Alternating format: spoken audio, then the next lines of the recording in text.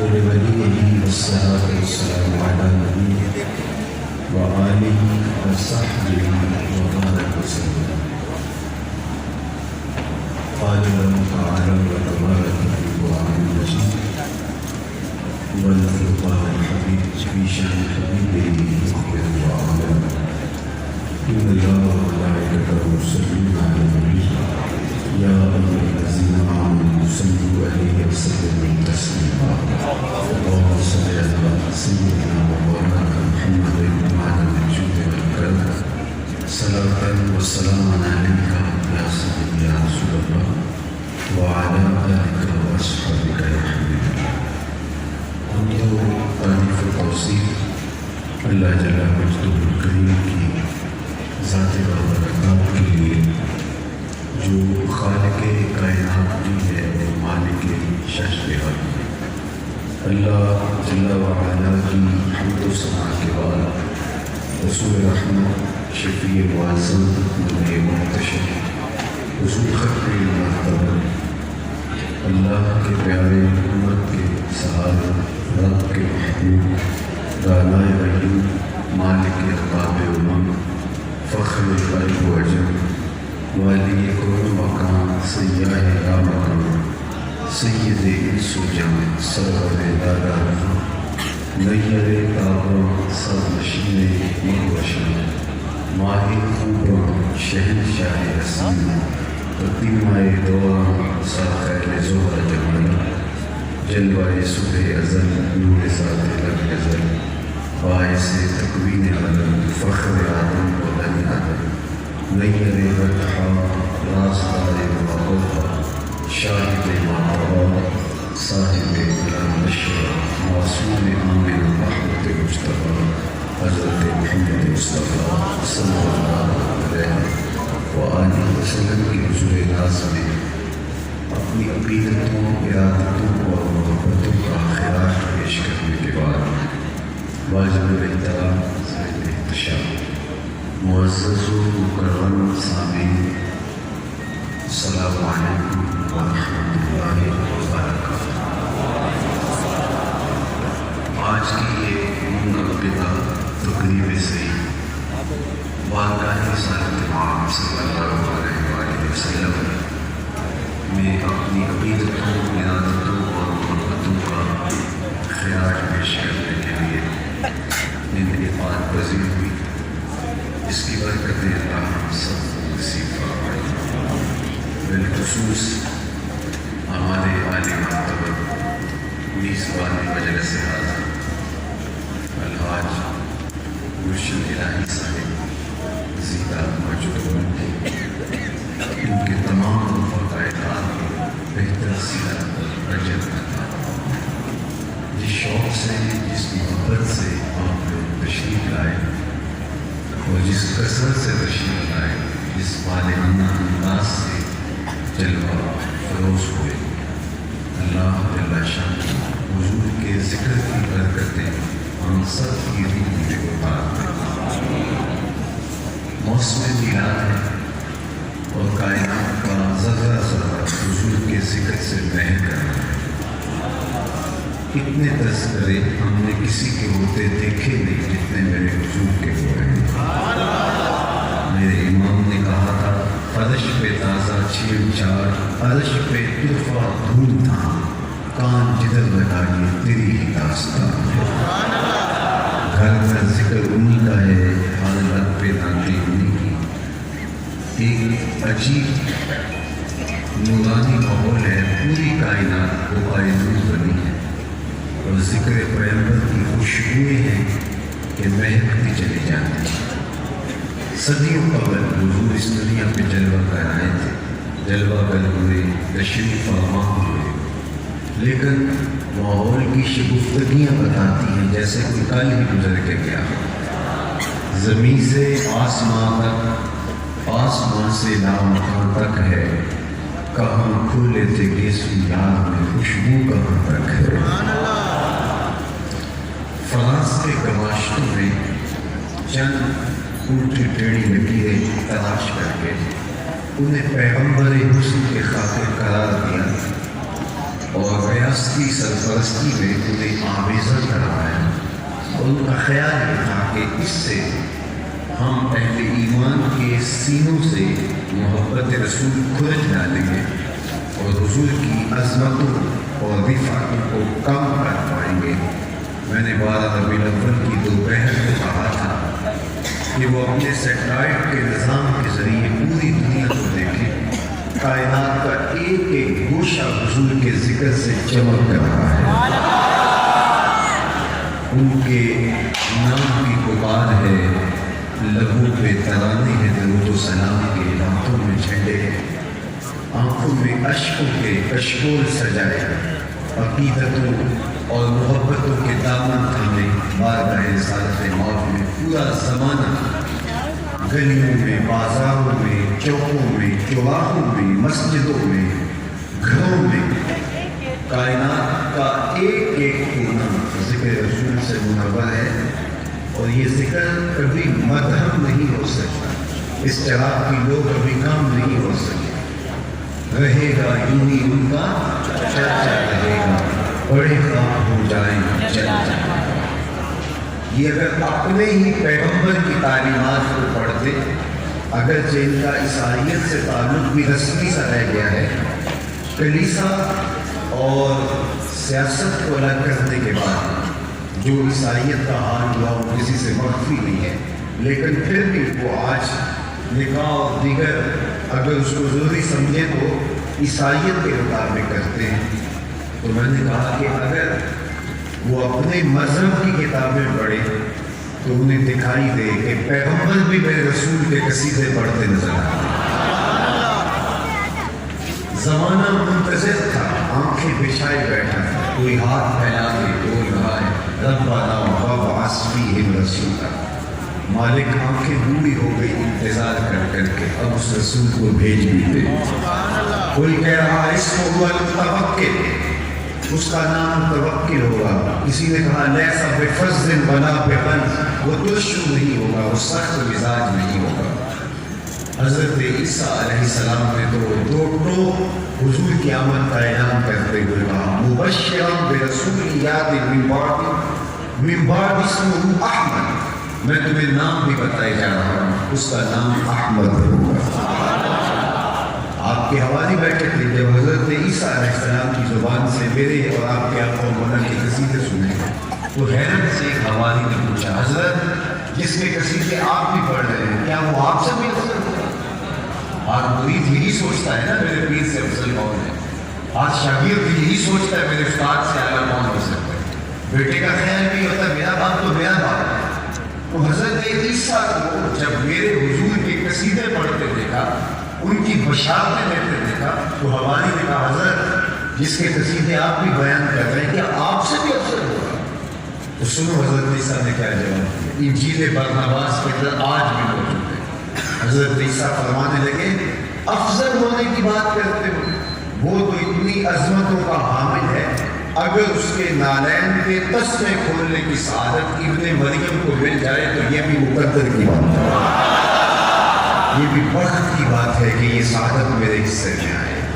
وہ جس کے نام پر داؤد نے نغمہ سرائی، وہ جس کے ذکر پر شاہ سلیمان نے گدائی، دل یحییٰ میں رہ گئے ارماں جس کی زیارت ہے، لب عیسیٰ پہ آئے باز جس کی شان رحمت ہے، جو بن کے روشنی پھر دیدائے یعقوب میں آیا، جسے یوسف نے اپنے حسن کی نئے رنگ میں پایا، ندانم آنگل خندہ چہر و بودارت کہ مرے ہر چانے آرزوئے بودارت، زمانہ منتظر رہا راہ تک رہا، اور راستے کے اندر آنکھیں بچھائے اس نبی کا منتظر رہا۔ میں اور آپ خوش بخت نہیں ہے کہ ہم دعائی دیتے کرتے ہیں کہ وہ پیارا رسول آ گیا ہے۔ تو آج میرے اور آپ کے لیے یہ عزت ہے کہ ہم حضور کے بلائیں، جس نبی کی امت میں ہونے کے لیے زمانہ منتظر رہا، لوگ انتظار کرتے رہے، شب ہجر کی سختیاں کوئی اس سے جا کے پوچھے، تیری راہ تکتے تکتے جسے صبح ہو گئی، کیا تلخیاں گوارا نہیں کیا، نسکورہ راحت سے پوچھو، وہ حیرت آپ سے پوچھو، زمانہ منتظر رہا، حضرت سلمان فارسی کی کہانی پڑھ لیجیے، 350 سال لمبی زندگی پائی، ایک روایت میں 250 سال کی ہے۔ سب سے طویل العمر صحابہ میں حضرت سلمان فارسی رضی اللہ عنہ ایک مجوسی کے بیٹے تھے، اور اپنے باغوں میں سیر کے لیے جاتے تو راستے میں ایک عیسائی راہب کا کٹیا تھا، اس کے پاس اٹھنے بیٹھنے لگے تو اس کی باتوں میں خوشبو آئی تو رک گئے۔ بات کو پتہ چلا تو اس نے منع کر دیا کہ ہم ان کے پاس نہیں بیٹھیں گے، ہم مجوسی ہیں تو ہم ان کے پاس نہیں بیٹھیں گے۔ لیکن چونکہ ان کا دل ان سے جڑ گیا تو یہ نہ باز آئے، تو باپ نے گھر سے نکال دیا۔ خیر سچائی کی طلب میں نکل کھڑے ہوئے اور ایک پادری کے پاس، راہب کے پاس جا کے زندگی بسر کرنے لگے، اس کی خدمت میں تھے۔ ایک مدت اس کی خدمت کی، ایک زمانہ بیت گیا۔ ایک نے اس نے تنہائی میں بلایا اور کہا کہ سلمان، تو نے میری بڑی خدمت کی ہے، اب میں تجھے بتانے جا رہا ہوں کہ میرا وقت آ کر آ گیا۔ میری تدفین کے بعد تو غموریا چلے جانا، وہاں ایک پادری رہتا ہے جو خدا رسیدہ ہے، تجھے اس کی صحبت سے دور مل جائے، تیری طلب پوری ہو جائے گی۔ کہتے ہیں وہ واقعی انتقال کر گئے۔ میں نے تدفین کی تو غموریا کا راستہ ہے، اور جس نشانی کا شخص اس نے بتایا تھا وہ خیر میں مجھے مل گیا، میں اس کی صحبت میں آنے لگا۔ وہ واقعی اچھا شخص تھا اور اپنی زندگی کو اللہ کے ساتھ جوڑے ہوئے تھے۔ ایک مدت تک پھر میں اس کی نوکری کرتا رہا۔ ایک دن اس نے مجھے تنہائی میں بلایا، کہا کہ میرے کچھ کے لمحے بھی آ گئے، اب کوئی ایسا شخص نہیں ہے جس کے پاس میں تجھے دوں، لیکن سنو، تم نے میری بڑی خدمت کی ہے، اس لیے تمہیں پتے کی بات بتا کے جا رہا ہوں۔ میری تدفین کے بعد یثرب چلے جانا، مدینہ المنورہ کا دورہ کرنا، اور جا کے وہاں نبی آخر الزمان کا انتظار ہے۔ وہ ہجرت کر کے وہاں تشریف لائے۔ کہتے ہیں میں نے اس کو کہا کہ میں گھر سے نکلا، ایک مدت تک ایک پادری کی نوکری کی، پھر آپ کی خدمت کی، اب میں یثرب چلا جاؤں، تو کہیں ایسا نہ ہو کہ جو میرا مقصود ہے وہ مجھے نہ ملے اور میں کسی اور کو مان بیٹھوں، تو مجھے کوئی ایسی پکی نشانی بتاؤ کہ جس سے میں اس مطلوبہ پیغمبر تک پہنچ پاؤں۔ تو اس نے کہا کہ میں تمہیں نشانی بتا دیتا ہوں، 3 نشانی ہوگی۔ پہلی نشانی یہ ہوگی کہ وہ صدقہ قبول نہیں کرے گا، دوسری نشانی یہ ہے کہ وہ ہدیہ دار نہیں کرے گا، تیسری نشانی یہ ہوگی کہ اس کے 2 کندھوں کے درمیان مہر نبوت ہو۔ کہتے ہیں کہ اس کا انتقال ہوا، تدفین کی، اور میں یثرب کی طرف جانے والے ایک قافلے میں شامل ہو گیا۔ وہ کہا کہ میں نے بھی وہاں جانا، مجھے تنہا پا کے انہوں نے مجھے اپنا غلام بنا لیا، لیکن میرے پہ مہربانی یہ کی کہ مجھے بیچا جا کے شہر مدینہ۔ میں خوش ہوا کہ میں منزل پہ پہنچ گیا، کبھی عرش پر، کبھی فرش پر، کبھی ان کے در، کبھی در بدر، غم عاشقی ذرا شکریہ، میں کہاں کہاں سے گزر گیا۔ تو کہا ایک یہودی نے مجھے خرید لیا اور اپنے باپ کے کام کاج کے لیے لگا دیا۔ میں کبھی گوٹی کرتا، شہزادے تھے اور بہت امیر کبیر باپ کے بیٹے تھے، لیکن حق کی طلب میں نکلے تھے تو کبھی گوٹی کریں، کبھی اس کے باپ کو پانی دیں، کبھی کھجوریں توڑیں، لیکن مجھے شدت سے انتظار تھا۔ کہتے ہیں کہ وہ لمحے آئے کہ نبی آخر الزمان مدینے تشریف لائے اور ان کی زیارت کروں، اور میری آنکھوں کی پیاس تھی، مجھے روح کی پیاس تھی۔ کہتے ہیں کہ میں کھجور پہ چڑھ کے کھجوریں توڑ رہا تھا کہ ہواؤں میں مستی چھا گئی اور طلع البدر علینا کی صدائیں گونجنے لگی۔ میں سمجھ گیا کہ دل کا مرشد آ گیا ہے، روح کا قرار آ گیا ہے، باطن میں روشنی سی ہونے لگی اور میرا دل بے چین ہوا۔ میں نے چھلانگ لگائی اور دوڑ پڑا۔ میرے آقا نے سمجھا کہ غلام بھاگ گیا، اس نے دوڑ کے مجھے پکڑ لیا۔ میں نے کہا نہیں میں بھاگا نہیں، بھاگنا ہوتا تو کب بھاگ گیا ہوتا۔ سنو، یہ جسم تمہارا ہی نوکر ہے، غلام ہے، لیکن دل نوکر کسی اور کا ہے۔ میں آیا، تم پریشان نہیں ہونا۔ میں نے کچھ کھجوریں لے لی اور حضور کی خدمت میں پہنچا، اور جا کے میں نے کھجوریں حضور کی خدمت میں پیش کی، اور میری نیت صدقے کی تھی۔ تو آقا کریم نے کھجوریں واپس کرتے ہوئے کہا، ہم نبی صدقہ قبول نہیں کیا کرتے۔ کہا نشانی ایک پوری ہوئی، لیکن حضور کا چہرہ ہی بہت بڑی نشانی تھی۔ میرا من یہ تھا کہ دیر نہ کروں ابھی حضور کا غلام بن جاؤں، لیکن میں نے کہا کہ چلو 3 نشانیاں پوری ہو ہی گئی۔ کچھ دیر ڈال کے میں نے پھر دوبارہ کھجوریں لی اور نیت ہدیے کی۔ میں حضور کی خدمت میں آیا، پیش کی تو حضور فرمایا ہاں ہم ہدیہ قبول کر دیتے ہیں۔ کھجوریں رکھ لی، کہتے ایک نشانی رہ گئی جو اس نے بتایا تھا کہ ان کے 2 کے درمیان موقع نبوت ہے، اور میں کسی موقع کی کام میں تھا کہ وہ دیکھ سکتے۔ ایک دن حضور میرے باغ میں تشریف لائے، اور حضور نے اپنے مبارک کندھے پہ چادر ڈال رکھی تھی، اور میں حضور کی پشت کے پیچھے پیچھے ہوتا تھا۔ میری آرزو یہ تھی کوئی ہوا کا تیز جھونکا آئے اور چادر ہٹے اور میں منظر نبوت دیکھ پاؤں۔ تو حضور میری بے چینی کو دیکھا، فَأَلْقَى إِلَيَّ رِدَاءَهُ، اور چادر اتار کے میری جانب پھینکی اور اپنی کمر کو موڑ کے میری جانب کرتے ہوئے کہا، انظر إِلَىٰ مَا أُمِرْتَ بِهِ، اس پادری نے جو بتایا تھا دیکھ لے۔ وہ کہتے ہیں کہ میں نے اپنی ان آنکھوں سے دیکھا کہ حضور کے 2 کندھوں کے درمیان مہر نبوت۔ کتنی مدت انتظار کیا، راہوں میں آنکھیں بچھائیں، شب ہجر کی سختیاں کوئی اس سے پوچھے، تیری راہ تک تکتے جسے صبح ہو گئی۔ جس نے یہ رب جگہ کاٹے نہیں، جس نے مصیبتیں سہی نہیں، اسے کیا پتا کہ انتظار کیا ہوتا ہے۔ شب ہجر کی سختیاں ہم جانے یا خدا جانے، شب ہجر کی سختیاں ہم جانے یا خدا جانے، بلا کشوں پہ جو گزری ذات تیری بلا، تجھے کیا پتا کہ کن کن مشکلوں سے لوگ گزرے اور تکلیفوں سے گزر کر کے انہوں نے وہ راہ پایا، وہ منزل پائی۔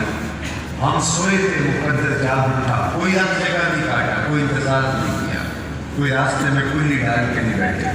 ہم سوئے تھے، مقدر جاگ اٹھا، ہم پیدا ہوئے، ہمارے والد صاحب مسجد سے مولانا کو بلا لائے، انہوں نے کان میں آ کے کہا مبارک ہو تو حضور کا غلام بن گیا، شاہوں سے ملا ہے، نہ تونگر سے ملا ہے، اللہ کا عرفان اسی در سے ملا ہے، اوروں کو ملا ہے تو مقدر سے ملا ہے، مجھ کو تو مقدر بھی تیرے گھر سے ملا ہے۔ میری خوش قسمتی میں تیرا امت، یہ میرے بات، یہ آپ کے بات۔ مجھے بتائیے، ساری زندگی پیشانی سجدے میں رکھ کے شکرانہ ادا کرتے رہے، کیا اس نعمت کا شکریہ ادا ہو سکتا ہے کہ جب ہم حضور کے غلام؟ پیغمبروں نے آرزویں کی، نبیوں کی ٹیمیں منتظر رہی، ہم نے کوئی ہر جگہ نہیں کاٹا، سوئے تو وقت جا کے گئے۔ اللہ اکبر، یہ میری اور آپ کی خوش بختی ہے، فیروز بختی ہے۔ میرے والد کرام ایک شعر جھوٹ کے پڑھا کرتے تھے، محمد جانے جانا ہے، پیغمبر ہو تو ایسا، رسولوں کی بشارت سے مبشر ہو تو ایسا، کیا عمل توقیر کا سب موکل ہو تو ایسا ہو، کیا ہم کو غلام کا مقدر ہو تو ایسا۔ یہ میری اور آپ کی خوشبختی۔ جب ہمارے اوپر اتنا کرم ہو گیا، اتنا فضل ہو گیا کہ بغیر کسی آرزو کے، بغیر کسی تمنا کے ہم حضور کی امت ہوئے، تو پھر اپنی ساری زندگی حضور کے نام کیوں نہیں لگا دیں؟ ہم تو جیے گے حضور کے لیے، ہم تو مریں گے حضور کے لیے۔ ہماری زندگی کا کل سرمایہ ان کی محبت ہے، ان کا نام اساسہ حیات ہے، ان کے دم سے بزم عالم میں چراغ ہے۔ اگر وہ جلوہ گر نہ ہوتے تو آج بزم عالم کو روشنی نصیب ہوتی۔ شمس و قمر کی روشنیاں، کائنات کے اجالے، پھولوں میں شگفتگی، ستاروں میں چمک، اور پوری کائنات کے اندر رونق محمد عربی کے قدموں کے صدقے ہیں۔ انہی کے لیے کائنات کو سجایا اور سنوارا گیا ہے، اور اگر وہ نہ ہوتے تو آج محمد نہ ہوتے تو اے بندہ پرور، خدا خود ہی ہوتا، خدا ہی تھا۔ یہ کائنات نازل وجود میں نہ آتی، کائنات کو خلق وجود ہی نہ کرتا اگر وجود جلوہ ہے۔ اس لیے میں کہا کرتا ہوں ہمارے بدن پہ اتنے بال نہیں ہیں جتنے رسول اللہ کہہ سکتے۔ ہمارا بال بال کا رسالت میں جھگڑا ہوا ہے، ساری زندگی تشکر کے آنسو بہائیں اور سجدے آپ پیشانی سے ٹپکتے رہے پھر بھی حق ادا۔ مجھے بتائیے انسانیت کا بھٹکا ہوا قافلہ کہاں ہوتا اگر حضور نہ ستا اپنے ہاتھوں سے اپنی بیٹی کو زندہ دردور کر دیتا ہے۔ یہ انسانی گراوٹ ہے، انسانی پستی اور ظہور حالی کا ہے۔ بیٹی کے لیے گڑا کھولتا ہے اور گڑا کھولتے ہوئے پسینے میں شرابور ہو جاتا ہے، اور بیٹی اپنے آنچل سے اپنے دوپٹے سے باپ کی پیشانی کا پسینہ صاف کرتی ہے، لیکن اس کا دل پھر بھی نہیں سیکھتا، اور وہ بار بار کہتی ہے کہ اس مشقت میں کیوں مبتلا ہے، یہ کسی اور وقت میں کر دینا، لیکن اس کا دل پھر بھی نہیں سیکھتا۔ خیر گڑا کھول کے باپ جب باہر آتا ہے چھلانگ لگا کے تو بیٹی باپ سے چمٹ جاتی ہے اور اس کے ہاتھوں کو دبانے لگتی ہے کہ میرا باپ مشقت کرتا رہا، اس کے دل میں پھر بھی ترس نہیں آتا، اور وہ بیٹی کو پکڑ اس کو گڑے بنا، اور بیٹی اس کو کھیل سمجھ رہی ہوتی، اور وہ اپنے باپ سے ٹھیلیاں کر رہے ہوتے، وہ اوپر سے دیکھ رہا ہے اور اس کو کھیل کا حصہ سمجھ رہے ہوتے، لیکن جب اس کی سانس بھگنے لگتی ہے تو پھر سے سمجھ آتی ہے کہانی کوئی اور ہے، تو وہ معصوم اور ننھے ہاتھ جوڑ کے زندگی کی بھیک مانگتی، لیکن صفاق باپ اس کی فریاد نہیں سنتا، اور اس ننھی چڑیا کی سسکیاں، اس کی چیخیں، اس کی آہیں، اس کے آنسو اس ریت تلے دب جاتے ہیں، اور پھر اس کی نہ کوئی FIR کٹتی ہے، نہ اس کے لیے کوئی آنسو بہاتا ہے، نہ اس کے لیے کوئی موم بتیاں جلا کے تعزیت کا اظہار کرتا ہے، اور ایک نہیں دو نہیں ہزاروں بیٹیاں عرب کے ریگزاروں میں کیوں دب جاتی ہے اور سسکیاں لے لے کے یوں زندگی کی اور دم توڑتی دکھائی دیتی ہے، اور ان کا کوئی سانے حال نہیں ہوتا۔ یہ کون آیا جس نے آ کر کے کہا بیٹیوں کو قتل کرنے والوں سن لو، میری فاطمہ میرے جگر کا ٹکڑا ہے۔ یہ صرف کلمہ محبت ہی نہیں ہے، یہ کلمہ جہاد ہے، اس ظالمانہ سماج میں کلمہ حق ہے اور کلمہ جہاد ہے جو میرے حضور نے بنا دیا، اور اس کا نتیجہ کیا ہوا کہ بیٹیوں کے لیے دلوں میں شفقت اور محبت کے جذبات ہیں۔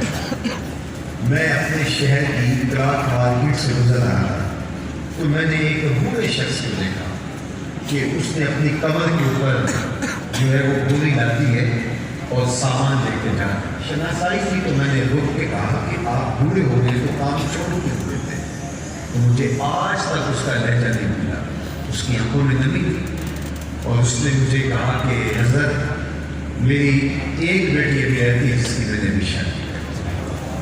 تو میں نے کہا یہ وہی بات تھا نا جو بیٹی کو زندہ درگور کرتا تھا، اور آج یہ جھکی ہوئی کمر پہ بوریاں لاد کے مزدوری کر رہا ہے، اس کے ہاتھ میں یہ وہی بھائی تھا جو بہن کو کاٹ دیتا تھا نکال کو میرا بہنوئی نہ کہنا ہے، آج فیکٹری میں اوور ٹائم لگا ہے، آج پردیس کا ہے کہ میں نے بہن کے ہاتھ پیلے کر دی۔ بھائی کے کلیجے میں بہن کا پیار کس نے رکھا، باپ کے سینے میں بیٹی کی محبت کس نے رکھی؟ جواب ایک ملے گا، میلاد والے رسول۔ تو ساری زندگی بھی گزار دو، حق کے شکر پھر بھی ادا کر۔ قرآن پڑھی فذالک الذی یدعو الیتیم، قرآن بتاتا ہے یہ وہ بد نصیب شخص ہے جو یتیم کو دھکے دیتا ہے۔ قرآن نے یوں نہیں بتایا، وہ عملاً یتیم کو دھکے دیا کرتے ہیں۔ بد نصیب شخص قرآن کہتا ہے یہ دھکے دیتا ہے یتیم کو۔ اور میرے اور آپ کے آقا مولا نے کیا فرمایا؟ میں اور یتیم کی کفالت کرنے والا قیامت کے دن اس طرح نیڑے ہوئے قریب ہوئے جس طرح یہ دو انگلیاں کریں۔ کہاں یتیم کو دھکے دینا اس معاشرت کا حصہ، اور کہاں یتیم کی کفالت کرنے والا پیغمبر کا قرب آتا ہے۔ اللہ مجھے یہ بتائیے اس کائنات میں سب سے اچھا گھر کون سا ہے؟ کسی نے کہا جناب اچھا گھر وہ ہوتا ہے جو شہر کے وسط میں وہاں تمام تر سہولیات میسر ہوتی، بعض نے کہا نہیں آتا، جو عالی نسب سوسائٹی میں واقع وہاں سیکورٹی کے حساب ہوتے ہیں، وہاں لوگ بڑے جو ہیں وہ ایک دوسرے کے آرام کا خیال رکھتے ہیں، وہاں رش نہیں ہوتا. کسی نے کہا نا جناب جو دور دیہات میں ہو وہاں زندگی زیادہ آسودہ ہوتی ہے. کسی نے کہا پہاڑ کے دام خوبصورت گھر ہوتا ہے. کسی نے کہا ساحل سمندر پر جہاں کھلے نظارے ملے وہ گھر اچھا ہوتا ہے. کسی نے کچھ بولا، کسی نے کچھ بولا، لیکن میرے حضور فرماتے ہیں سب سے اچھا گھر وہ ہے جس میں یتیم رہتا ہو، اس کی عزت بھی ہوتی ہے، چاہے وہ 2 بندے کا جھونپڑا ہو. سب سے بہتر گھر کائنات میں آدھی نسب محال کی وہ قیمت نہیں ہے جو اس 2 مرتبے کے جھونپڑے کی قیمت ہے جس میں یتیم بستا ہے. اللہ اکبر. یا کہاں یتیم کو دھکے دیے جاتے ہیں اور کہاں یتیم جہاں بیٹھ جائے وہ گھروں کا امام ہے. یتیم کو دھکے دے کر کے اس کی تزلیل کی جاتی ہے. اور کہاں یہ منظر بھی زمانے میں دیکھا کہ مجلس عاشقہ ہیں، ہجوم محبت ہے. ایک صحابی عرض کرتا ہے حضور میرا بیٹا گم ہو گیا، کئی دنوں سے مل نہیں رہا، دعا کیجیے بیٹا مل جائے. قبل اس سے کہ حضور کے ہاتھ دعا کے لیے اٹھے. مجلس میں موجود ایک شخص کہتا ہے جناب میں اس کے بیٹے کو جانتا ہوں اور ابھی فلاں باغ کے قریب سے گزر کے آیا ہوں، میں نے بچوں کے ساتھ اس کے بیٹے کو وہاں کھیلتے ہوئے دیکھا. باپ نے جب سنا کہ میرا بیٹا فلاں باغ میں ہے تو اس نے دوڑ لگا. حضور نے کمرے سے روک کر گیا، بہت جلدی ہے. جی حضور آپ جانتے ہیں کئی دنوں سے بچا ممتا الگ تڑپ رہی ہے، میری بے چینی نہ الگ ہے. میں چاہتا ہوں جلدی اس کا منہ چہرہ دیکھو، اس کو ماں کی گود پر پہنچائے. اور میں ضرور جاؤں کہ میں روکتا نہیں، روکنے کے لیے بلایا بھی، لیکن تمہیں بلانے کا ایک مقصد تھا. ارشاد حضور فرمائے میں حاضر ہوں. فرمایا کہ جب باغ کے کنارے جاؤ اور اپنے بچے کو بچوں کے ساتھ کھیلتا ہوا دیکھو تو اس کو بیٹا بیٹا کہہ کے آواز نہ دینا، بلکہ اس کا جو نام رکھا ہو اس نام سے پکارو. اور اس کی حضور میرا بیٹا ہے، اگر بیٹا کہہ کے پکارو تو حرج بھی کیا ہے. فرمایا تم کئی دنوں سے بچھڑے ہو، تمہارے لہجے میں بلا کی مٹھاس ہو اور تم نہیں جانتے، ہو سکتا ہے کھیلنے والوں میں کوئی یتیم بچہ بھی کھیل رہا ہو. اور جب تم اپنے بیٹے کو محبت سے بیٹا کہہ کے پکارو اس کا دل پر سیکھ جائے گا. آج میرا باپ ہوتا تم مجھے بھی بیٹا کہہ کے پکارتا. کہا یہ شوق گھر جا کے پکار کرتے ہیں، لیکن بچوں کے سامنے اپنے بیٹے کو نام سے پکارنا، بیٹا کہہ کے پکارنا، یہ میرے حضور کر دیا ہوا. یتیم کی نزاکت قلبیہ کا اتنا لحاظ ہے. بیوہ کے سامنے اپنی بیوی سے پیار کرنا، ملاقات کا اظہار کرنا، اس سے روک دیا گیا شریعت، کیونکہ اس کو اپنا شوق نہیں آتا ہے. غریب کے سامنے اپنی دولت کی نمائش نہ کرو. کچھ لوگ غریبوں میں بیٹھ کے اپنی گاڑیوں کے ماڈل بتاتے ہیں اور بڑی باتیں کرتے ہیں. یہ نہیں سوچتے کہ ہمارے اطراف میں وہ لوگ بھی بیٹھے ہوئے ہیں جو 20 سے 25 ہزار روپے کماتے ہیں، گھر کا چولہا جلانا ان کے لیے مشکل ہے، اور ہم ان کے سامنے یہ باتیں کیوں کریں؟ میرے حضور نے تو یہاں تک فرمایا کہ اپنے گوشت کی خوشبو سے غریب ہمسائے کو تکلیف نہ دو، یا تو تھوڑا سا پانی زیادہ ڈالو اور شوربے کی پیالی ہمسایوں میں غریب بھیجو. اور اگر یہ نہیں کر سکتے تو ایسے زاویے میں، ایسے وقت میں وہ کھانا تیار کرو کہ ان بچوں تک وہ محنت نہ پہنچے. بچے تو بچے ہیں، ضد کر سکتے ہیں، اور مزدور باپ سے پوری نہ کر سکتا ہوا تو بگڑتے بچوں کے آنسو کون پوچھے گا؟ وہ کیا کسی نے کہا دوپہر کو سلا دیتی ہے بچوں کو اس ڈر سے گلی میں پھر کھلونے بیچنے والا ہے.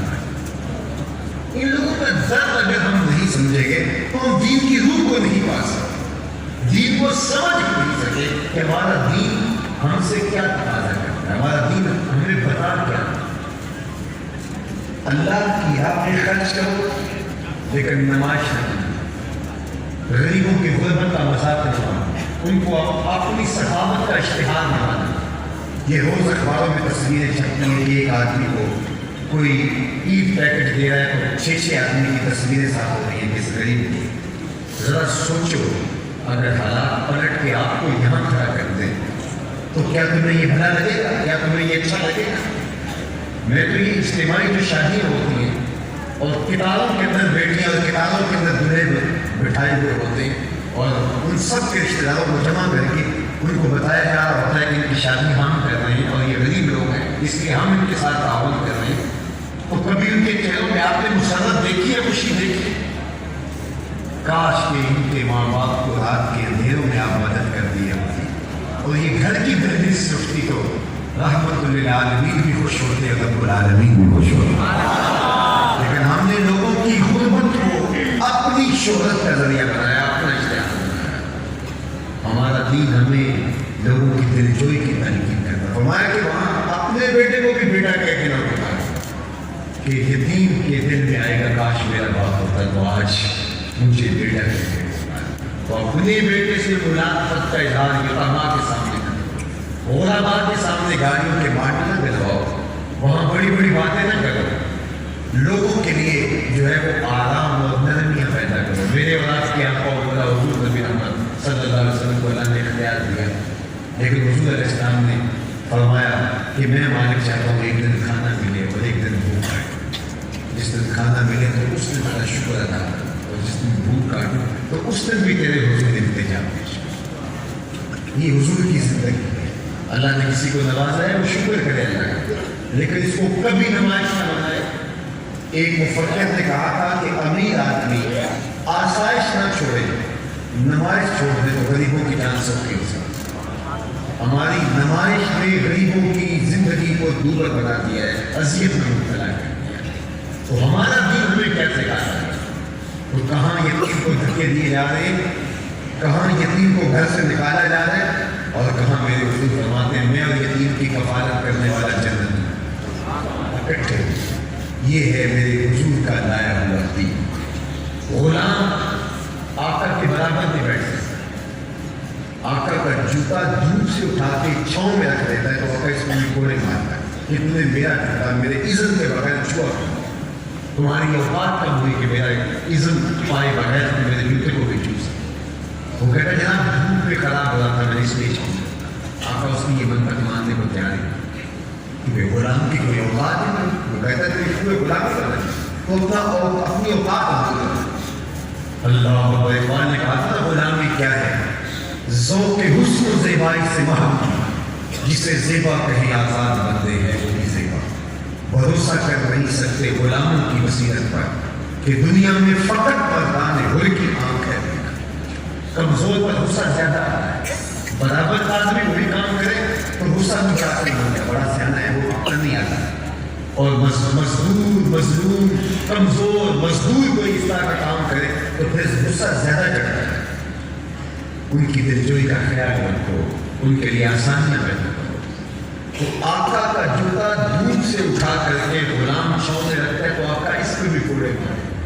اور میرے اور آپ کیا خیال ہے؟ اس ایک جملے نے دور غلامی کی ساری تھکن اتار دی کی ہوگی اور بلال فرش اٹھ کے فراز عرش پہ نہیں پہنچ گیا ہوگا. جو آقا غلام کے جوتے اٹھانے کو بھی گوارا نہ کرے اذن کے بغیر, تو آج یہ کیسے آقا ہیں جو کہہ رہے ہیں میں تیرے قدموں کی آقا کر سکتا. اللہ اکبر, یہ شان ہے میرے حضور. آپ نے علماء سے سنا, میلاد کے موسموں میں بار سننے کو ملا کہ جب ابو لہب کو بتایا گیا کہ تیرے مرحوم بھائی کے یہاں بیٹا ہوا ہے, اس نے سلیمہ ڈولی کو آجا کو آزاد, وہ آزاد ہو گئی, اس کا صلہ اس کو ملا. لیکن جس پہلو کی طرف میں آپ کی توجہ دلانا چاہتا ہوں وہ یہ کہ حضور نے صحن کائنات میں قدم رکھا غلامی کی زنجیریں ٹوٹ گئیں. اتنے طریقے دیے تھے غلام آزاد کرنے کے, قسم توڑ بیٹھو غلام آزاد کرو, کفارہ اظہار میں غلام آزاد کرو, کفارہ قتل میں غلام آزاد کرو, روزہ توڑ بیٹھو غلام آزاد کرو, ویسے ترغیب دی غلام آزاد کرو. حضرت عثمان غنی رضی اللہ تعالیٰ کو ہر جمعے کو غلام آزاد کرتے. حضرت عبدالرحمن بن عوف رضی اللہ تعالیٰ کو صحابہ میں سب سے زیادہ امیر تھے, انہوں نے اپنی زندگی میں 30,000 غلام آزاد کیے. غلامی دم توڑ گئی. آج آپ کو شکل میں غلام نہیں ملے. تو غلامی کا خاتمہ کس نے کیا؟ جواب آئے گا میلاد والے رسول نے. تو حضور کا لایا تھا ہم محبتیں بانٹیں, ہم رحم دل کریں, لوگوں کے ساتھ حسن سلوک کریں, اپنے رویوں کی تلخی سے اپنے آپ کو بڑا ثابت کرنے کی کوشش نہ کریں. لوگوں کے درد بانٹیں, لوگوں کی تکلیفیں دیں. ہر چیز پیسہ ہی نہیں ہوتا. کسی کو ہنس کے مل لیں تو اس کا آدھا درد ختم ہو جاتا ہے. میرے وجود نے غریبوں کا دکھ دور کرنے کے لیے ایک بڑی خوبصورت بات ہے. کتنی خوبصورت بات. فرمایا جو اللہ کے دیے گئے تھوڑے رزق پہ راضی ہو گیا. سنو اگر کسی کے پاس دولت کی فراوانی نہیں ہے تو وہ اس حدیث کو سنے. سید علی مرتضیٰ سے بنے گی جو اللہ کے دیے تھوڑے رزق پہ راضی ہو گیا, اللہ قیامت کے دن اس کے تھوڑے عملوں پہ راضی ہو جائے کہ میرے بندے کو بندہ ہو کے راضی ہو گیا, میں تو پھر راضی. تجھے تو ضرورت تھی پھر بھی راضی ہو گیا, مجھے تو تیرے عملوں کی لوڑ بھی نہیں. اچھا اس کا برعکس کیا ہے؟ جو اللہ کے دیے تھوڑے پہ راضی ہو گیا, اللہ اس کے تھوڑے عملوں پہ راضی ہو جائے گا. اور جو اللہ کے دیے زیادہ پہ بھی راضی نہ ہوگا تو پھر وہ دیکھے وہ کہاں. بعض کا کسی کو پوچھتے کیا حال ہے, اور وہ بیچارہ مضبوط ہوتا ہے, لمبا ہاتھ کر کہتا ہے اللہ کا بڑا کرنا ہے. اور بعض کا کسی ایسے شخص سے پوچھتے ہیں کہ جو مالی فراوانی سے مالا مال ہے, وہ ایسے ہیں کہ جو اللہ کا شکر ادا کرتے ہیں, لیکن کہیں کہتے ہیں بس چل نہیں رہا ہے, نظام چل رہا ہے, بس حالات آپ کے سامنے ہیں. تو شکر کی زبان اگر بند ہو جائے تو سمجھو اللہ نے توفیق چاہیے. شکر کی زبان کی بجائے شکر کی زبان کھلی رہے, اور ہر وقت حالات کی شکایت. میرے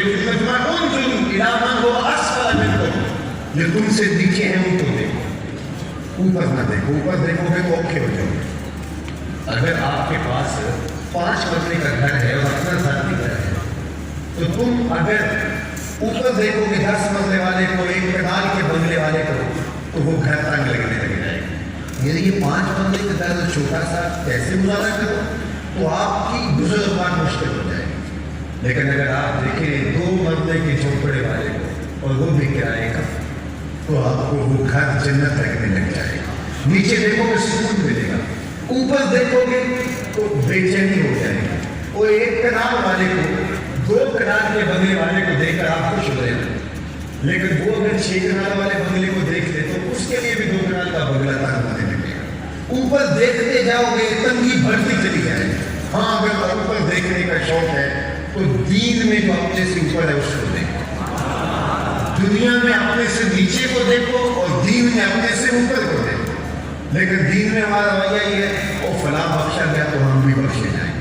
اس وقت ہم نیچے دیکھتے ہیں اور دنیا کے معاملے میں ہم اوپر دیکھتے ہیں. تو کہاں تنگ ہو جاؤ گے, اوکھے ہو جاؤ. سادی شیرازی کہتے ہیں میں دمشق کی جامع مسجد سے نماز جمعہ کے بعد نکلا تو میرے کسی نے جوتے اٹھا لیا. تو میرے پاس اتنی رقم ہی نہیں تھی کہ نئے جوتے خرید سکتا. ننگے پہ جا رہا دمشق کے بازار, تو دل میں شفا جنم لینے لگا کہ دنیا تجھے اتنا بڑا شاعر امام اور مقتدا مانتی ہے اور تیری یہ بے بسی کے پاؤں میں جوتے بھی نہیں.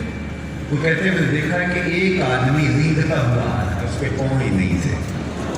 سادی فرماتے ہیں میں سجدے میں گر گیا, مالک شکر ہے پاؤں تو موجود ہے. نیچے دیکھو گے تو شکر کرو گے, اپنی مٹی پہ ہی چلنے کا سلیقہ سیکھو. سنگ مرمر پہ چلو گے تو پھسل جاؤ گے. اوپر نہ دیکھو, اوپر دیکھ کے چلو گے تو گرو گے, نیچے دیکھ کے چلو گے تو پاؤں خوب چلے گا. تو اس لیے زندگی یہی زندگی نہیں ہے کہ 4 دن کی 60 سال 70 سال, یہ تو آخرت کی کھیتی ہے. اصل زندگی وہ زندگی ہے. یہ زندگی 60 سال کی زندگی لگا لیجیے, اس میں دن میں 8 گھنٹے بھی سوئے آپ تو 60 سال کی زندگی ہے تو 20 سال نکل گئے. 30 حصہ تو آپ سوئے ہوئے, تو باقی 20 سال نکل کے باقی 40 سال آئیں گے. اس میں 10 سال بچپنے کے نکالو, 5-6 سال بیماریوں کے اور بڑھاپے کے دھکوں کے نکالو, پھر روزانہ 1-2 گھنٹہ واش روم میں بھی گزرتا ہے وہ بھی نکالو. پھر ایک دوسرے کا 17 سال بنتے ہیں, چلو 20 سال لگا لیں, 25 سال لگا لیں. یہ ٹوٹل زندگی. اور آخرت کی زندگی حشر کا ایک دن, صرف ایک دن. قرآن بتاتا ہے 50,000 سال کا ہوگا. 50 سال کا نہیں, 50-100 سال کا نہیں, 50,000 سال کا ایک دن. اس کے بعد مینڈے کی شکل میں لا کے موت کو ذبح کر دیا. موت کو بھی موت آ جائے گی, نہ ختم ہونے والی زندگی. اچھی شروع ہوگی تب بھی, بری ہوگی جہنم کی شروع ہوگی تب بھی. تو یہ زندگی 50 سال 60 سال 70 سال 100 سال کی لگا. یہ زندگی سب کچھ نہیں ہے. یہ آخرت کے لیے آپ کے ساتھ. دنیا آخرت کی کھیتی ہے. دنیا بوائی کا موسم ہے, آخرت پٹائی کا موسم ہے. بوائی کے موسم میں جو کسان مٹی سے مٹی بن جاتا ہے, پٹائی کے موسم میں فصل بھی وہی کاٹتا ہے. اور جو بوائی کے موسم میں کلف لگے لباس پہن کے گھومتا رہتا ہے تو کٹائی کے موسم میں اس کے ہاتھ میں کچھ نہیں ہے۔ دنیا کے مختلف ممالک میں جانا نہ رہتا ہے۔ تو ایک دفعہ میں ایک ملک میں گیا تو مجھے کچھ دوست لے گئے کہ آپ ہمارے یہاں آئیں ذرا۔ تو وہ چھوٹا سا گھر تھا، 20 سے 25 لوگ رہ رہے تھے۔ تو مجھے جب ان کی اس حالت کو میں نے دیکھا تو میں نے کہا کوئی کشادہ گھر آپ خرید لیں، دے دیں، کرائے پہ لے لیں۔ 25 سے 30 لوگ آپ رہ رہے ہیں اور یہ کوئی 4 بندے کا گھر ہوگا تو بڑی مشکل آپ کی گزر بات کرے گی۔ تو وہ مجھے ہنس کے کہنے لگے کہ ہمارے علاقے میں اگر آپ جائیں تو ہماری 2-2, 3-3, 4-4 کنال کی کوٹیاں بنگلے بن جائیں۔ تو یہاں جیسے جیسے ہم وقت کاٹنے آئے ہیں، یہاں ہم کمائی کرنے آئے ہیں، ہم جہاں رہنا ہے جو ہمارا دیش ہے ہم یہاں سے کما کے وہاں بھیج رہے ہیں، وہاں یہاں تو رہے اتنی آسودگی سے ہم وہاں کے لیے سارے انتظام کر دیں۔ تو میں نے کہا یہی تو میں سمجھانے آیا کہ جہاں جتنا رہنا ہے وہاں اتنی انویسٹمنٹ کریں۔ اس لیے ہماری اصل انویسٹمنٹ آخرت۔ اللہم لا عیش الا عیش الاخرہ۔ فرمایا اللہ زندگی تو آخرت کی زندگی ہے، میرے انسان کو بھی بخش دے میرے مہاجروں کو۔ سب زندگی صاحب آخرت کی۔ آج وقت ہے، آج فرصت ہے، آج زندگی ہے۔ تو حضور نے ہمیں یہ دین دیا اور بتایا، فرمایا میری مثال ایسی ہے جس طرح کوئی شخص مسافر گزرتا ہوا اور راستے میں سایہ دار درخت آئے، چند لمحے اس کے نیچے سستانے کے لیے بیٹھتا ہے اور وہاں وہ ڈیرے جما کے نہیں بیٹھتا، اس کی منزل ہدف کی طرف نظر رکھتی ہے۔ ہمیں میری مثال دنیا کی ایسی ہے۔ اور اپنی امت کو بھی یہ کہا کون سی دنیا کا اندھا کڑھڑی او آگے رسلی، دنیا کے اندر اس طرح کو جس طرح مسافر رہتے ہیں، یہ سڑک کو دور کرنے والا ہوتا ہے، دائیں بائیں دیکھ کے سڑک کے ساتھ یہ دنیا سے گزر کے جانا ہے۔ اس کو کبھی مقصود نہ سمجھنا، اس دنیا سے کبھی دل نہ لگانا۔ دنیا میں رہو، عزتیں پاؤ، دولت کماؤ، حلال کماؤ، اچھی زندگی گزارو، اسلام اس سے منع کرتا ہے۔ لیکن دنیا کو مقصود سمجھ لیا، دنیا کو سب کچھ سمجھ لیا تو پھر اپنا سب کچھ برباد کرنا ہے۔ بل تؤثرون الحیات الدنیا والآخرۃ خیر وابقیٰ۔ کہا تم دنیا کی جیتی زندگی کو ہی مقصود سمجھ بیٹھے ہو، حالانکہ آخرت بہتر بھی ہے، بتائیں گے۔ تو ہمارا مقصود وہ جہان ہے، ہمارا مقصود یہ جہان نہیں ہے۔ اس لیے ہمیں اپنے آقا و مولا کے ساتھ جب محبت کا وقت رشتہ قائم ہوتا ہے تو پھر اس دنیا سے پیار نہیں رہتا، اور یہ دنیا کا پیار ہمیں کہیں کا نہیں چھوڑتا۔ حضور علیہ السلام نے فرمایا کہ ایک وقت آئے گا کہ کفار تمہارے اوپر یوں ٹوٹ پڑیں گے جس طرح پلیٹ کے اوپر، کھانے والی پلیٹ کے اوپر بھوکے ٹوٹ پڑتے ہیں۔ تو صحابہ نے صلی اللہ علیہ وسلم اس وقت کیا ہم تھوڑے ہو گئے؟ فرمایا کہ بہت زیادہ ہو، بس کہ پھر یہ ایسا کیوں ہوگا؟ فرمایا تمہاری مثال ایسے ہوگی جس طرح سمندر کے اوپر جھاگ ہوگی، بے توقع جھاگ کی طرح، اور تم ایک مرض لاحق ہو چکا ہوگا جس کی وجہ سے تمہارا یہ حال ہوگا۔ اس مرض کا نام حضور نے بتایا الوہن، تمہیں وہن کا مرض لاحق ہو چکا ہوگا۔ صحابہ نے پوچھا من وہن یا رسول اللہ صلی اللہ علیہ وسلم، حضور وہن کیا ہے؟ تمہیں وہن دو چیزوں کا نام ہے، حب الدنیا و کراہیت الموت، دنیا کی محبت اور موت کا خوف اور ڈر، موت کو ناپسند کرنا، یہ دو چیزیں وہن کہلاتی ہیں۔ اور جب امت وہن میں مبتلا ہوگی تو کفار ٹوٹ پڑیں گے۔ مجھے بتائیے اس سے بڑھ کر بھی کوئی ہماری ذلت ہو سکتی ہے کہ ہمارے پیغمبر کے خاکے تلاشے جاتے ہیں؟ ریاستی سرپرستی کے اندر 56-57 اسلامی ملک ہونے کے باوجود ہمارے پیغمبر کے خاکے تلاشے جا رہے ہیں، اور ہم 1.40-50 کروڑ مسلمان لیے ہوئے بستے ہیں۔ تو ہمارا وجود سوائے جھاگ کے اور کچھ نہیں، ہمیں دنیا ہی دنیا حاصل کرنی ہے، بس اور ہمارا کوئی مقصود ہی رہے گا۔ اٹھتے ہیں تو بھاگ نکلتے ہیں، دنیا دنیا دنیا۔ یار یہ کام اگر کرنا ہے تو پھر انسان شکل مخلوق کا ہے، یہ تو کام چھٹی بھی کرتے ہیں، صبح اپنی بل سے نکلتی ہے، خود کھاتی ہے، بچوں کے لیے عزت تلاش کرتی ہے، برسات کے لیے جمع بھی کرتی ہے، رزق بھی حلال کا ہوتا ہے، کسی کو ضرر بھی نہیں پہنچاتی، اور یہی کام انسان کا ہو تو پھر یہ اکثر کیسے؟ اکبر آبادی نے کہا تھا کیا بتائیں احباب، کیا کام نمایاں کر گئے، BA کیا, نوکر ہوئے, پینشن ملی, ہمارے گھر بنایا, فیکٹری بنائی, کاروبار کیا, نام بنایا اور چلے گئے. کیا یہ زندگی؟ اگر یہ ہی شرف انسانیت تھا تو پھر اشرف المخلوقات باقی مخلوقات کا کیا ہو سکتا ہے؟ یہ اس مختصر زندگی کو اپنے رب کے لیے گزارتا ہے. یہ نمائندہ ہے اللہ کا, یہ خلیفہ اللہ ہے, یہ رسول اللہ کا نائب ہے. یہ اس دنیا میں رہتے ہوئے اپنے رب کی رضا جوئی کو مقصود حیات سمجھتا ہے, زندگی کا جمال سمجھتا ہے. تب یہ جو ہے وہ نائب الہی اور خلیفہ اللہ ہے. لیکن اگر اس نے یہ مقصد چھوڑ دیا تو سوائے رسوائی کے سامنے مقدر ہو جائے. تو صاحب آؤ, میلاد کا موسم ہے, عزم کرو کہ اپنی ساری زندگی حضور کے بتائے ہوئے طریقے کے مطابق. محبت اس کی متقاضی ہے کہ محب کی اداؤں کو اختیار کیا جائے. یار محب کی کا حکم کا انتظار بھی نہیں کرتا محبوب کی محبوب کے حکم کا بھی محب انتظار نہیں کرتا, بلکہ اس کی چاہت اور اس کی منشا کو پا کر کے اپنی زندگی گزارتے ہیں. مجلس اصحاب میں حضور نبی احمد صلی اللہ علیہ وسلم کے صحابہ کا عمل دیکھتے ہیں کہ حضور علیہ السلام کی منشا کیا ہے, حضور کے چہرے سے کریں. حکم دینے کی نوبت ہی نہیں آتی, اور اگر حکم ہو گیا پھر جان دل سے حکم. اللہ اکبر.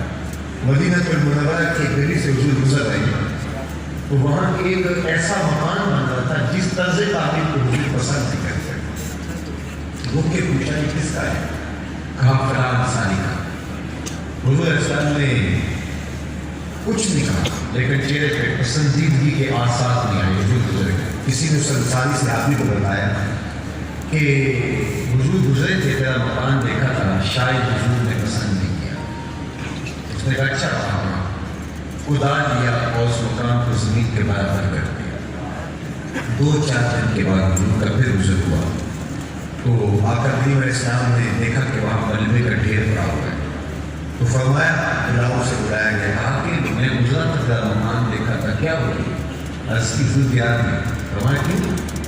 عرض کی سنا تھا آپ کو پسند نہیں, سنا تھا آپ کو, میں سر سے لے کر پاؤں تک دیکھوں میرا کیا کیا حضور کو پسند نہیں. میں اپنی شادی ولیمے سے لے کر کے اپنی امور سیاست تک میرا کیا کیا حضور کو پسند نہیں. میں نجی زندگی سے لے کے اپنے کاروبار تک میرا کیا کیا حضور کو پسند نہیں. بحرین سے ایک صحابی آئے اور انہوں نے سونے کی انگوٹھی پہن رکھی اور حضور علیہ السلام سے انہوں نے سلام کیا تو آقا نے جواب نہیں دیا. وہ سمجھے شاید حضور کا اتفاق نہیں ہوا, وقت پہ جا کے جدھر حضور کا رخ ہوا تو ادھر جا کے سلام کرنے لگے. تو آقا کریم نے دوسری جگہ رخ کیا, یہ سمجھ گئے حضور واقعہ میں ناراض. صحابہ سے پوچھا کہ میں تو سمجھ نہیں پایا, لیکن تم بتا سکتے ہو کہ حضور کی ناراضگی کی وجہ کیا ہو سکتی ہے؟ انہوں نے کہا کہ تم نے یہ جو سونے کی انگوٹھی پہنی ہے تو حضور اس کو حرام کرنا ہوئے. یہ گناہ بے لذت ہے. ان الذهب والفضة حرام لزبور الامم. امت کی باتوں کو یہ سونا چاندی حرام کر دیا گیا اور تم یہ پہنے ہوئے ہو تو حضور کی ناراضگی کا شاید سبب یہ. آگے بڑھا اور وہ انگوٹھی اتار کے حضور کو پیش کرتے ہوئے کہا, حضور شاید آپ کی ناراضگی کی وجہ یہ ہے. آقا نے پکڑے دودھ پھینک دیا, ناراضگی کی وجہ ختم ہو گئی, بیٹھ گیا, مجلس چلتی رہی. جب مجلس اختتام کو پہنچی تو لوگ گھروں کو جانے لگے تو وہ بھی واپس پلٹا تو کسی صحابی نے کہا وہ انگوٹھی تو اٹھا لیں, تم تو نہیں پہن سکتے شرم, لیکن تمہاری بیوی تو پہن سکتی ہے, قیمتی ہاتھ اٹھا لے. اس نے کیا جواب دیا سنیے. اس نے کہا ون نہ لا آخذ وقت طرحہ رسول اللہ صلی اللہ علیہ وسلم, اللہ کی قسم میں اس کو کبھی نہیں اٹھاؤں گا جس کو میرے حضور نے پھینک دیا. یہ سونا ہے, چاندی ہے, ہیرا ہے, زمرد ہے, لال ہے, کچھ بھی. جب حضور نے پھینک دیا تو میں اس کو کبھی بھی نہیں اٹھاؤں. ذرا میں اور آپ اپنے آپ پہ غور کریں. ہم کوئی ایسی چیز تو نہیں اٹھا رہے جس کو میرے حضور نے پھینکا ہوا ہے. اپنی زندگی پہ غور, اپنا محاسبہ کریں. زندگی تیزی کے ساتھ سمٹ رہی ہے اور موت کے قریب ہو رہی ہے. قبل اس سے کہ وہ وقت آئے تو لچت نہ رہے, ہم اپنا محاسبہ کریں کہ ہم کھڑے کہاں ہیں. کہیں غلط فہمی کے اندر ساری زندگی ہو سکتی. محبت کا ہم سے جو تقاضا ہے وہ کیا ہم تقاضا پورے کر رہے ہیں، یا ہماری محبت صرف ہمارے نعروں تک محدود ہے، ہماری محبت صرف ہماری جھنڈیوں تک محدود ہے۔ میں اس کا انکار نہیں کرتا کہ جھنڈیاں نہیں لگانی چاہیے، ضرور لگاؤ جھنڈیاں، لیکن صرف بازاروں میں ہی نہ لگانا، تمہارے دل کے ایک ایک پرت پر نام محمد کی جھنڈی بھی لگنی چاہیے۔ میں یہ نہیں کہتا کہ چلانا نہ کرو، لیکن چلانا صرف بلیروں پر ہی نہ کرنا، دل کی تاریخ گلیوں میں بھی حضور کے نام کا چلانا کرو۔ صرف میں یہ نہیں کہتا کہ نعرے نہ لگاؤ نعرے، جوش و خروش سے لگاؤ، لیکن صرف نام تک تمہارا دین محدود نہ ہو جائے، تمہارا عمل گواہی دے کہ تم حضور کے غلام ہو۔ میرے ساتھ فرمایا کرتے تھے، یہ نہ ہو کہ لوگ تمہیں پوچھے تم کون ہوتے ہو، تمہیں بتانا پڑے کہ ہم مسلمان ہوتے ہیں جناب، یہ دیکھو مذہب کے خانے میں اسلام لکھا ہوا ہے۔ فرمایا کرتے تھے، صاحب کسی کو پوچھنا نہ پڑے، تجھے بتانا نہ پڑے، تیری بذات تیرا طرز زندگی، تیرا انداز معاشرت، تیرا وعدہ، تیری سچائی، تیرے انداز زندگی ایسے بتائے کہ تم دور سے آ رہا ہو، لوگ پہچان کے کہیں وہ دیکھو محمد عربی کا غلام ہے۔ تیرا طرز زندگی بتائے کہ تم مسلمان۔ حضور علیہ السلام سے پوچھا کہ مومن بزدل ہو سکتا ہے، کافی بہادر ہوتا ہے، لیکن ہو سکتا ہے کبھی اس کو بزدلی ہوتے ہیں، بشری تقاضے بھی ہوتے ہیں۔ پھر پوچھا گیا کہ مومن بخیل ہو سکتا ہے، کافی سخی ہوتا ہے، لیکن ہو سکتا ہے کبھی اس سے بخل بھی ہو جائے۔ تیسری بات حضور سے پوچھی گئی، مومن جھوٹا ہو سکتا ہے؟ فرمایا جھوٹا نہیں ہو سکتا، یہ طے بات ہے، مسلمان جھوٹا نہیں ہو سکتا۔ میں اور آپ دیکھیں، ہم تو وہاں بھی جھوٹ بول دیتے ہیں جہاں جھوٹ کی ضرورت بھی نہیں، قدم قدم پہ جھوٹ بولیں اور ہم کہیں کہ ہمارے جیسا کوئی شخص ہے ہی نہیں حضور سے محبت کرنے والا۔ یاد محبت تقاضا مانگتی ہے، محبت عمل مانگتی ہے، محبوب کی اداؤں کو اختیار کرنے کا سلیقہ سکھاتی ہے۔ میرے اور آپ کے محبوب کا کردار مجھے بتائیے، حضور کے ذمہ کام کیا تھا؟ پوری دنیا پر اسلام کو غالب کرنا، اور اس کا ٹائم کیا تھا؟ حضور کو جو وقت دیا گیا وہ کتنا ہے؟ کل حیات طیبہ ظاہری کتنی ہے؟ 63 برس، اور اس 63 برسوں میں حضور کے ذمہ کام کیا لگایا پوری دنیا پہ دین کو غالب کرنا۔ اب 40 سال تک حضور اجازت ضرورت نہیں کرنا، دعوت کی عمل ہی نہیں، یعنی اتنی بڑی ذمہ داری اور وقت گزرتا چلا جاتا، صرف 23 سال ملے، لیکن ان 23 سالوں پہ نہ ان 40 سالوں میں، اس لیے کہ حضور علیہ السلام نے کوئی صفحہ پہ سب کو بلا کے کہا، لوگوں مجھے بتاؤ اگر میں کہوں کہ اس پہاڑ کی دوسری جانب سے ایک لشکر آ رہا ہے جو تمہیں کچل دے گا، تاخت و تاراج کر دے گا، تو میری بات مان لو گے؟ انہوں نے کہا دیکھیں گے، نظر نہ بھی آیا تو کہیں گے ہم اندھے ہیں، آپ سچے ہو۔ ہم نے شام سویرے آپ کو دیکھا کہ آپ جھوٹ بول نہیں سکتے، نہ بھی نظر آیا تو ہم کہیں گے والی ہم کو پھر لگتا ہے آپ سچے۔ اگر میری صداقت میں اتنا یقین ہے تو مان لو ہے۔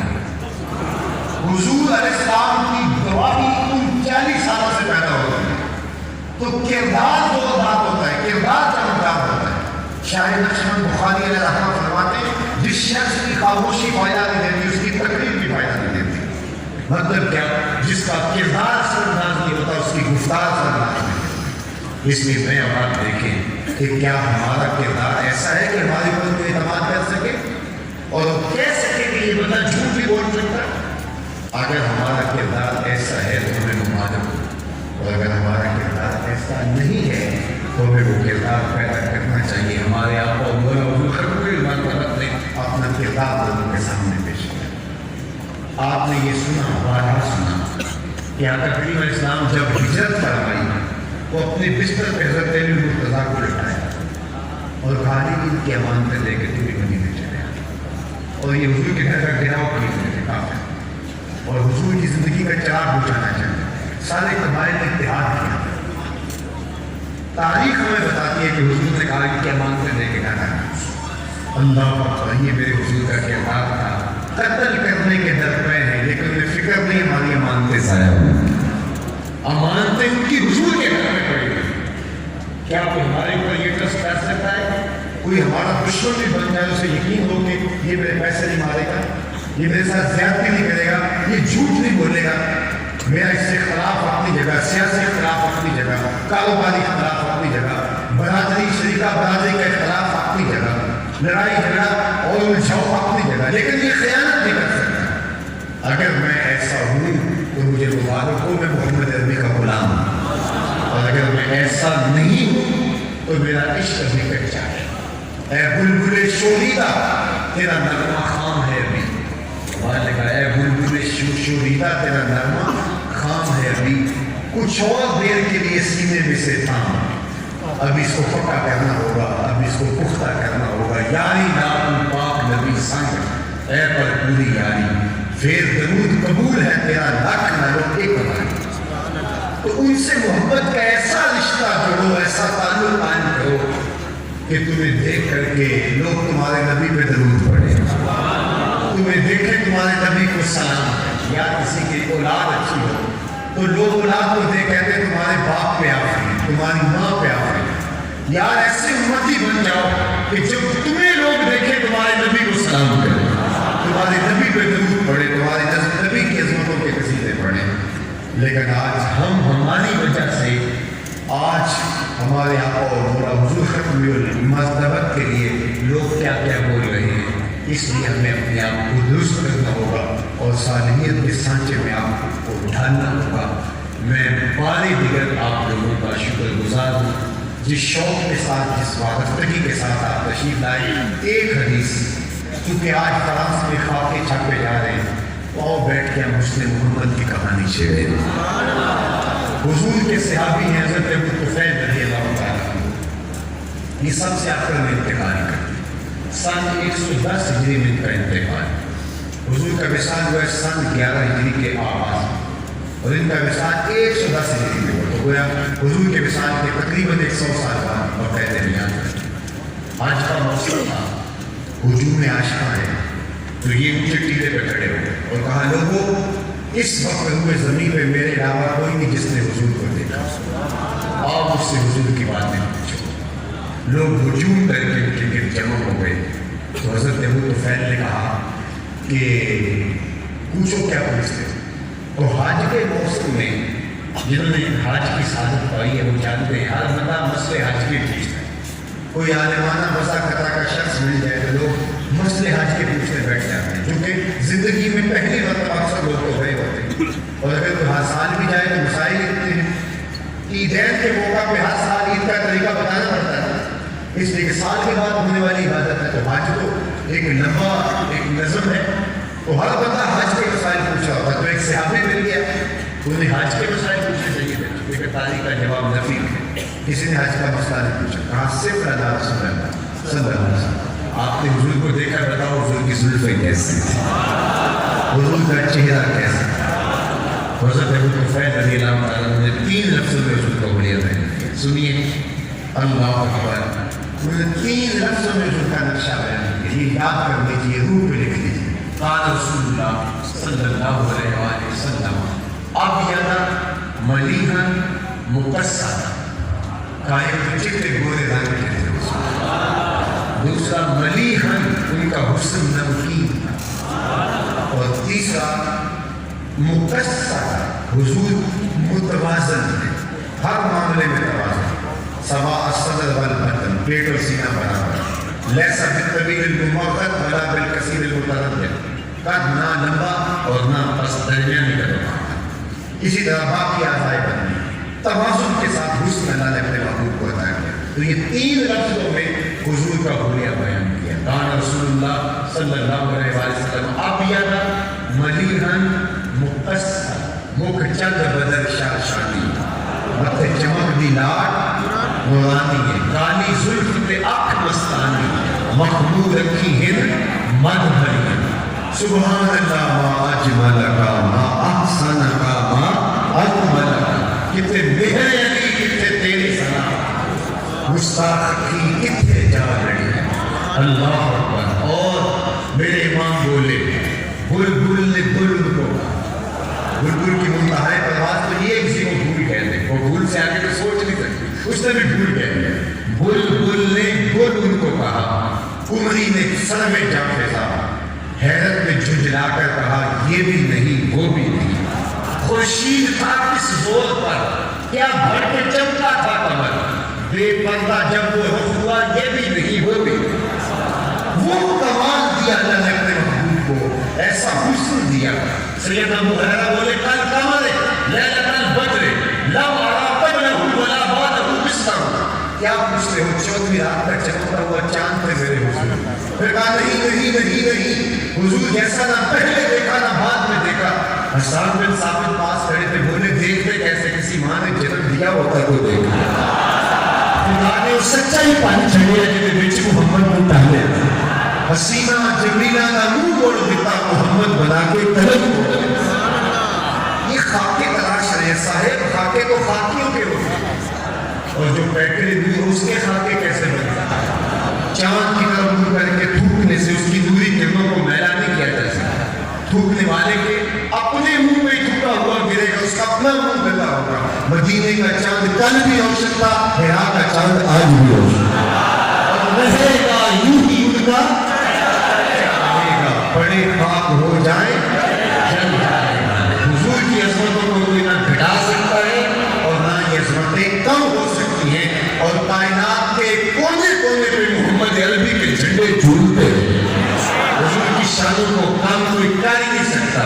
ہمارے پنجابی ایک شاعر نے کہا جیدہ ذکر خدا بلند کرے، جیدہ ذکر خدا بلند کرے، کیا جمع اوسو بند کرے۔ اس ذکر کا حافظ آپ خدا پڑھو لا الہ الا اللہ۔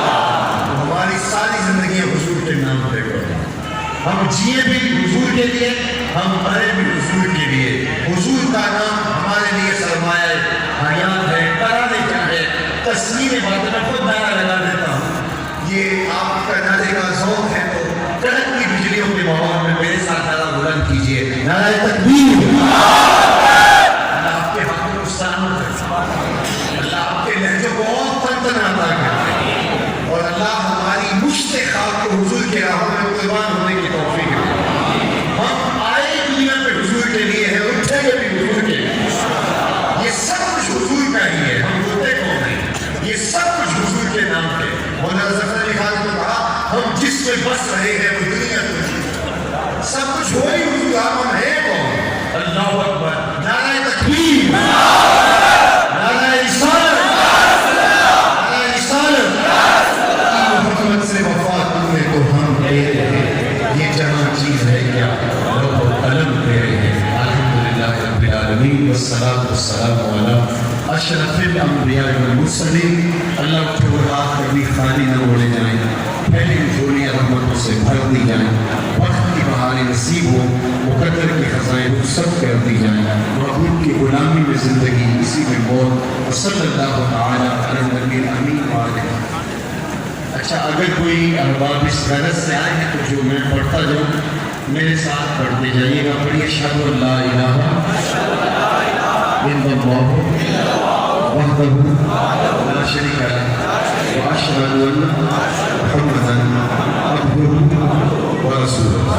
اے اللہ، زندگی میں کثرت یا سہواً مجھ سے کوئی کفریہ یا شرکیہ کلمہ یا فعل سرزد ہو گیا ہو، تجدید ایمان کرتا ہوں، پچھلے گناہوں سے توبہ کرتا ہوں۔ تیرے اس بندے سے طریقہ مبارکہ نقش بندیہ میں بیان ہوا، اس سلسلے کے سارے اسباب قبول کیے، دل پر نقش اس میں ذات اللہ اللہ اللہ قبول کیا۔ آمین بحرمت طٰہٰ و یاسین۔ الحمدللہ رب العالمین والصلاۃ والسلام علی اشرف الانبیاء والمرسلین۔ اللہ باطل ستھرے کر دے، خیالوں کو نور دے دے، من کو روشنی دے دے، آخرت کی بھلائی روحوں میں اتار دے، سوچوں کو نور عطا کر دے۔ اللہ جتنے لوگ آئے ہیں گھروں میں واپس پہنچنے سے قبل اس اجتماع کی برکتیں سب کے گھروں تک پہنچا۔